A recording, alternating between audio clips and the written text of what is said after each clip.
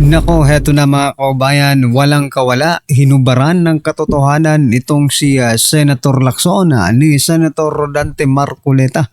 Nako, yan po ang ating alamin mga kaubayan sa video ito, pero bago po natin simulan yan, palike naman po ng video ito, malaking tulong po yan, maraming salamat po. At eto nga mga kaubayan, bago po natin i-play yan mga kaubayan, eto pasadahan po muna natin itong mga nagtitrending na balita dito po sa social media. At eto nga mga karibyo natin, nako, eto pong si Ombudsman Boying Rimulya mga kaubayan ay nakikialam na naman po, nagdadaldal na naman po patungkol po dito sa impeachment ni BP Sara. Ito po mga kaubayan, ang sabi niya, mula po ito sa Batas PH mga karibyo natin, sabi po dito, pag lumagpas yan ng 1/3 pero hindi lumampas ng majority, mag-raise na naman sila BP Sara Duterte ng issue sa Supreme Court. Ayan, they will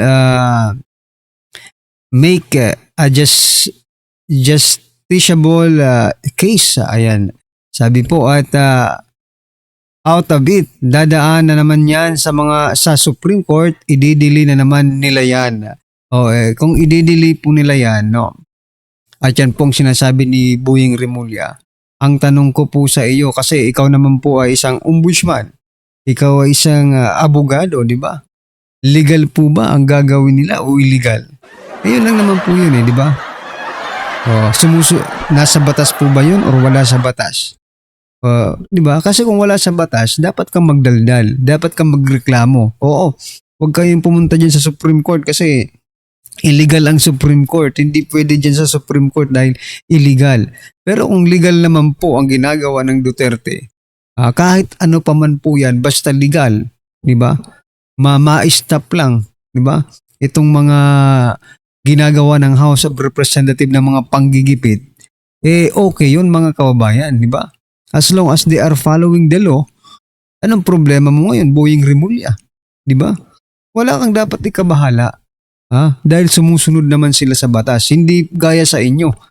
Diba? Sabi nga isa-isang hearing, diba? Nandun si Boying, pwede si Erwin Tulfo, tinanong pa, pwede bendalo daw, bendalo. Sabi, yes sir, you can bend the law. Walang hiyang yan. Tapos dito sa kay BP Sara, na pumupunta sa Supreme Court, ibig sabihin they are just following the Constitution, they are just following the law. Magrereklamo kayo. Anong gusto nyo? Balahurain na lang. Di ba? Ay nako. Anyway, ito po ang naging komento ng ating mga kaubayan patungkol dyan mga karibyo natin. Sabi po dito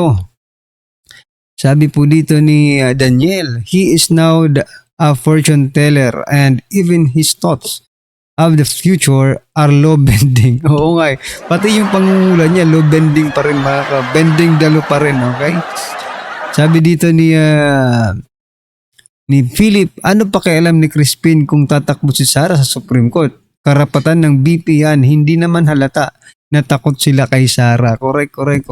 Ayan sabi po, what if hindi? Kung ano-anong naiisip na kakabend dalo, ma-stress lang kayo kaka-anticipate sa mangyayari. Truth will always prevail. If Sara is guilty, so be it. If not guilty, then reform government is necessary. No? Let's try federalism. Masyado tayong abusado. Correct.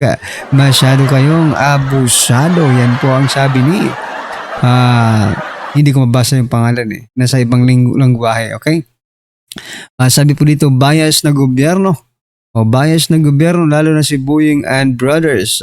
Sa Supreme Court ka na lang talaga pupunta. Correct. At saka legal naman ang pumunta sa Supreme Court. Bakit illegal bang pumunta sa Supreme Court para sabihin nyo yan? Diba? Yun yung pinupoint out ko dito mga kabayan. Legal ba ang pumunta sa Supreme Court? Hindi naman Anyway, ano po ang inyong masasabi dyan mga kabayan? Just comment down below. At eto, pasadahan din po natin to mga kabayan bago po natin i-play yung video. Eto, talagang takot na sila mga kabayan. Sabi po kasi dito sa Politico, hindi lang 215 strong evidence swaying more lawyers to impeach Sara Duterte ayon po yan kay Albi Binetes. Ito namang si Binetes mga kabayan, para naman kung talagang sabi mo Talagang napakalakas ng ebidensya at hindi lang 215 na mga kongresista ang pipirma. Bakit hanggang ngayon hindi pa napipirmahan yan? Bakit ngayon hindi pa naipapasa sa Senado yan? Ibig sabihin sinungaling kung hinayupak ka. Diba? Sabi po dito sa balita, mga kabayan, Deputy Speaker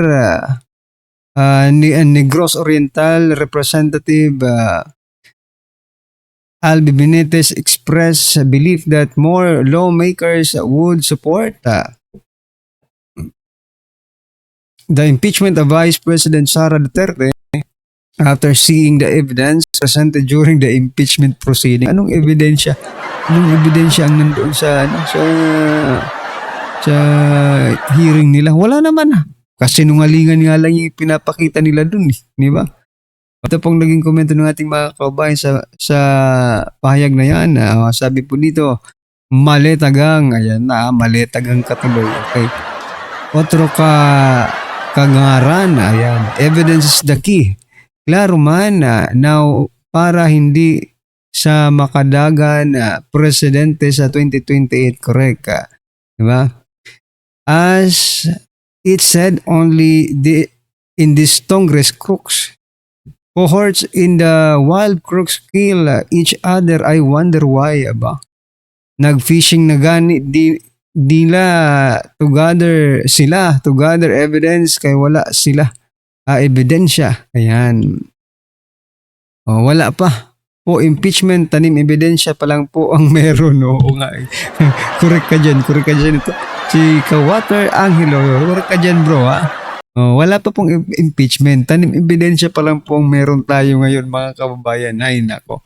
Anyway, ano pong inyong opinion mga kababayan? Just comment down below. At eto, pagbigyan nyo po ako bago po natin i-play yung video. Gusto ko lang pong i-share ito. I-share ko lang po ito mga kababayan. Sabi po kasi dito ni Claire Castro. Grabe talaga itong si Claire Castro mga kababayan hanggang ngayon. Grabe naman. Anong klaseng pag-iisip meron si Castro dito? Parang hindi po abogado.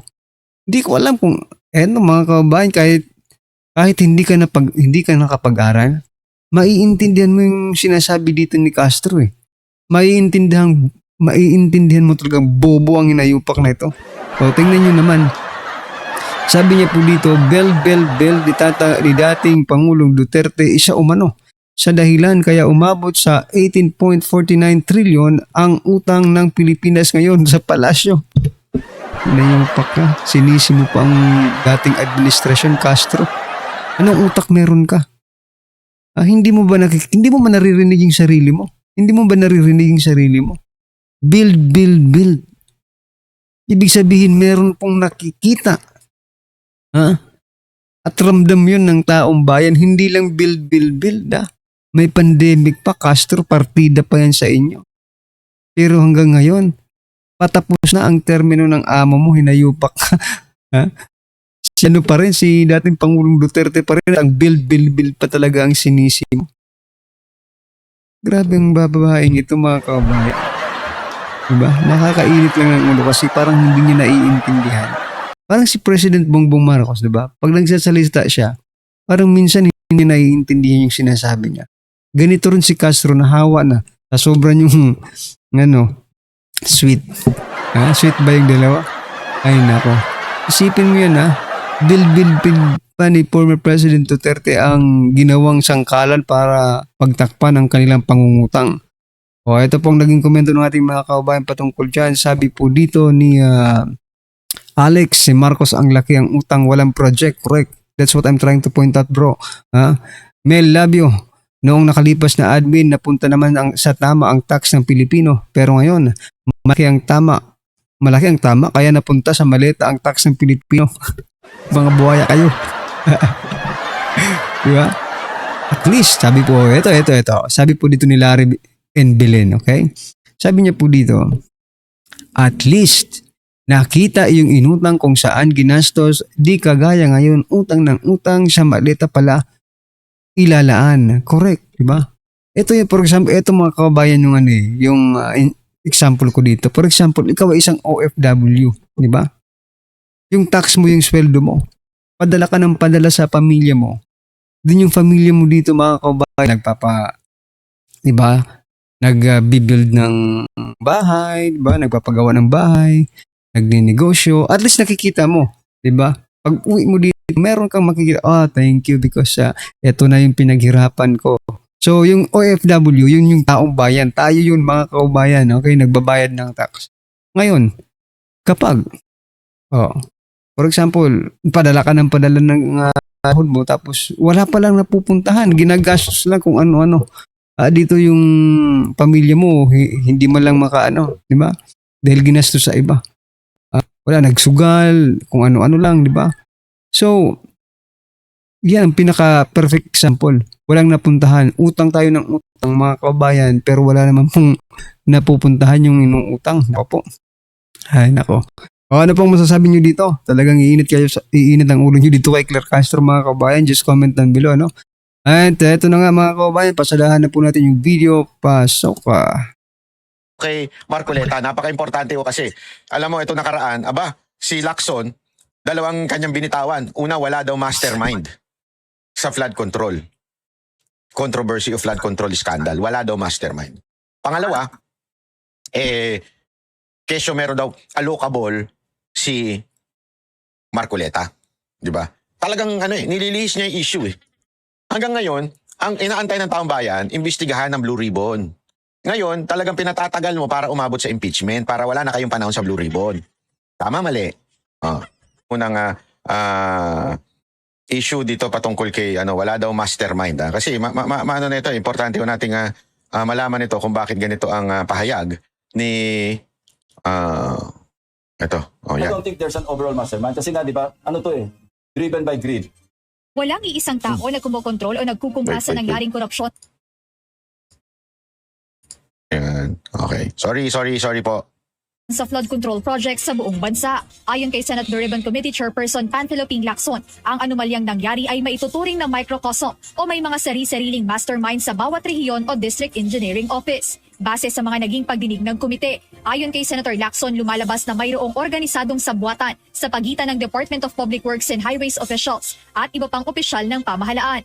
Sabi ko, di ba, parasitic eh.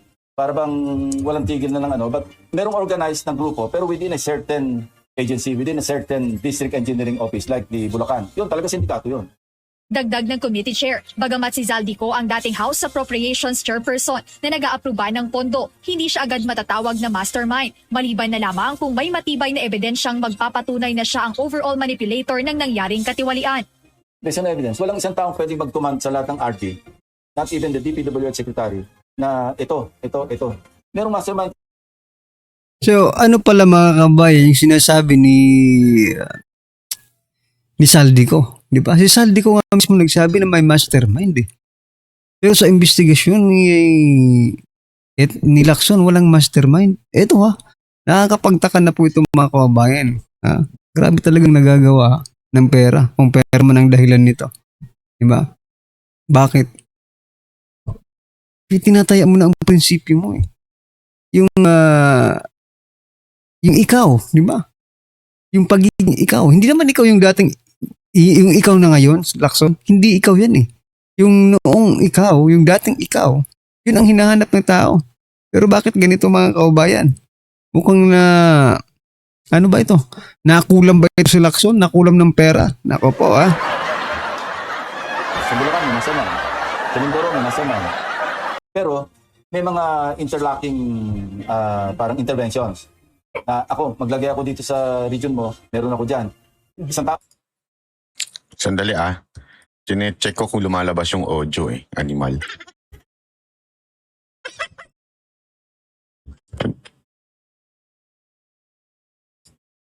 Meron. Parang comics eh. Mhm. Meron daw nakalagay. Ayan, lumalabas na. Okay. Marcoleta, 500. Nilabas niya yun na parang slide. Mhm. Meron siyang parang pamagat na allocables and leadership. Okay. Masyadong mapangahas na magparatang para makapanira ng tao. Kaprasong papel lang, pinagtatakpan pa niya, hindi namin maintindihan kung ano ibig sabihin. Lumilitaw ngayon sa kanyang pakikipagpanayam sa media na yan daw ay ukol para sa akin. Ako raw ay nahingi ng 500 million. Allocables daw yon. At paiimbestigan niya ako sa ombudsman. Palaging gano'n yung taktika niya eh. May kanta ako dyan. Bakit ngayon ka lang? Bakit ngayon ka lang nagsabing may alokabol? Si Marcoleta. Hindi, di ba? Bigla. Nung piko na siya kay Marcoleta. Hindi, may alokabol ka. Ayop eh. Saan? Bago nyo tuloy. Saan doon ba niya nakita yung 500 na yun?